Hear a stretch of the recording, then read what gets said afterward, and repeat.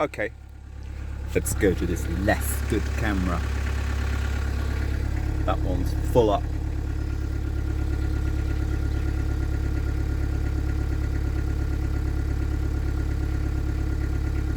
I'm going to write something. Now, even that sounds arrogant. That's kind of my enemy. Enemy. Even the word enemy is too pejorative a word. Ooh, big word, pejorative. It's too... All of these words are cage-like, and some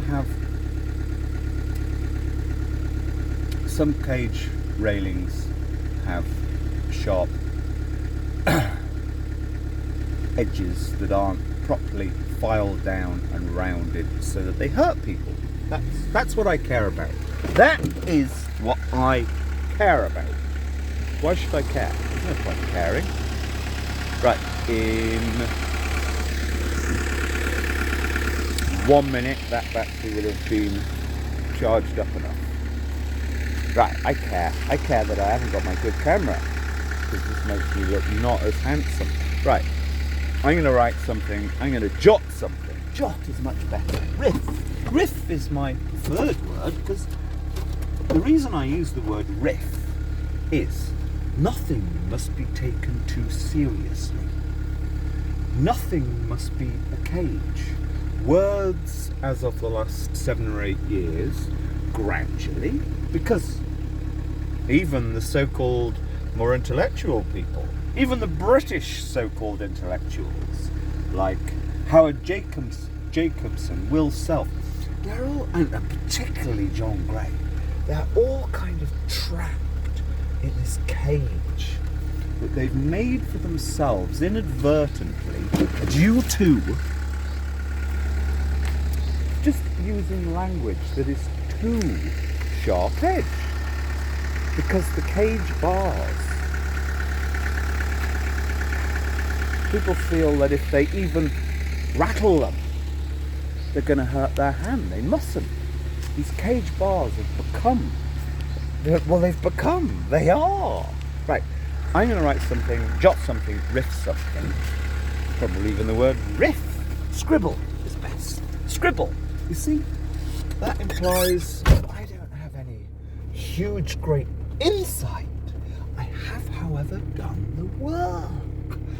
And the work is quite simply that in my 20s and 30s and and 40s as well, I just read a range of material.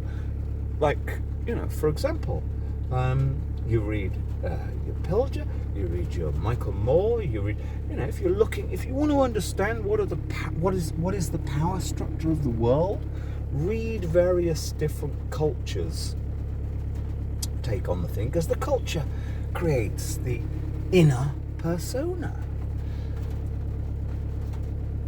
I'm going to write something, scribble something, which will be called I Pity the Greens. But back out of that. Most important thing, of anything I've ever thought up or written or tried to kind of, I think that's a reasonable way to describe society. It is quite simply, and I think I put this in my great, just for a few months for God's sake, arrested, liesdamage.com. It's not there really, but it is. Hidden. One day I'm going to have a look at it. But, the only kind of way to look at life, I was bumming around Morocco, not being a bearded hipster, just actually, I'd had a story another day. Irrelevant. Totally innocent. I just needed a break. It's the only time for probably in the last 30 years, I just needed a break. I was emotionally done in, Anyway, as if anybody looked at my material now, who is this person? I'm the luckiest person alive. I'm actually in much better nick. My energy, my health, even though I'm at the back end of a nearly 10-day winter flu. Simple as that, irrelevant.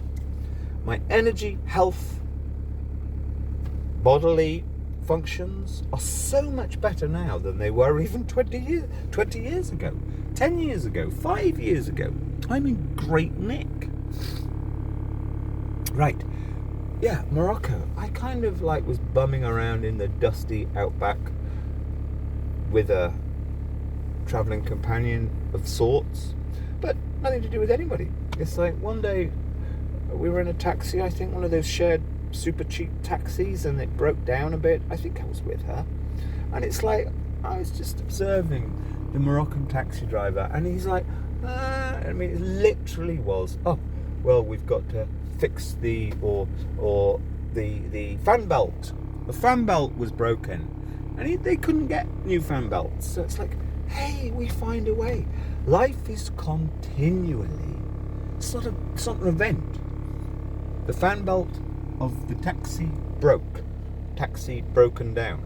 It's not an event. It's just we accept we are continually having to fix our stuff, and we actually take a certain amount of pride in it. We have got very little money, we can't get the right spare parts, but we come up with a way. And that doesn't want to be some kind of American, the great ingenious technological mind will always conquer. No, categorically not. That's the most important thing. Nobody can conquer Berlingo Electrics. Turning the engine off, I have to take the terminal off because it's got some bizarre fault for the last 6 months. If the terminal's left on, within about 2 minutes, the battery will be drained. So, I don't need to go in.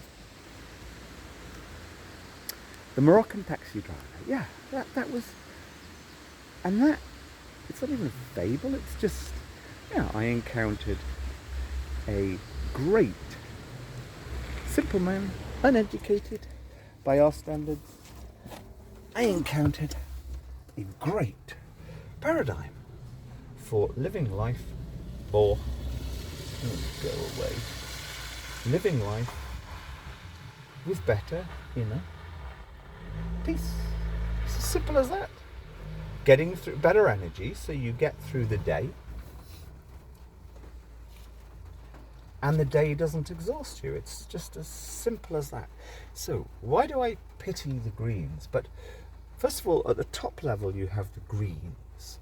I pity the Greens. Now, I don't even know if you can say the following because of their cage. The cage, not the Greens, the supposed thinkers. I mean, it's astonishing that even the man, Sam Harris, but everybody he has on, I'm not sure if I don't think Eric Weinstein uses it. But, these people matter, because then you're people like David Fuller, who's meant to be one of Britain's thinkers. What you hear from the American heterodox lot cascades, well, it doesn't cascade down. The British so-called thinking heterodox intellectuals, public speakers, they obsessively look into the American overlords of all of this, and they pick up their stuff. I don't think Eric Weinstein does it, but this use of the word hate, I don't know what hate means.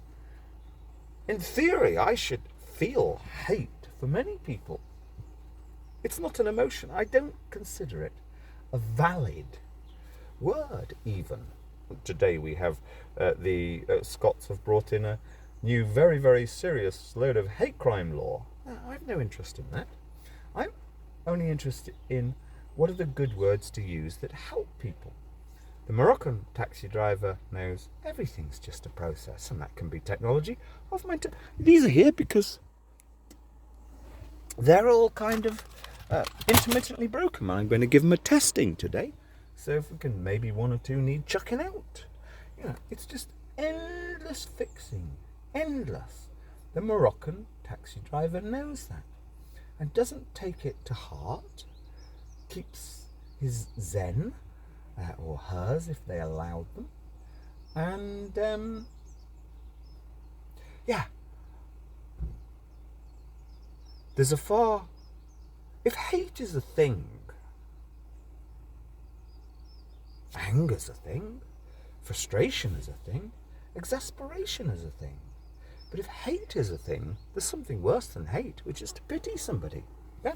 You see, we knew this. Straightforward, we could communicate straightforwardly and had simple, real notions of where the line is in life.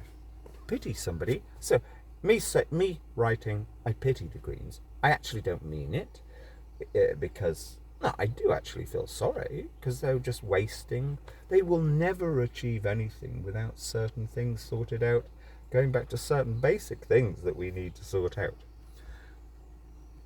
But I'm performatively writing that word on the assumption that there may be a few people with a brain left that know to pity somebody is even worse than hating them. It's actually worse than a kind of a death threat almost.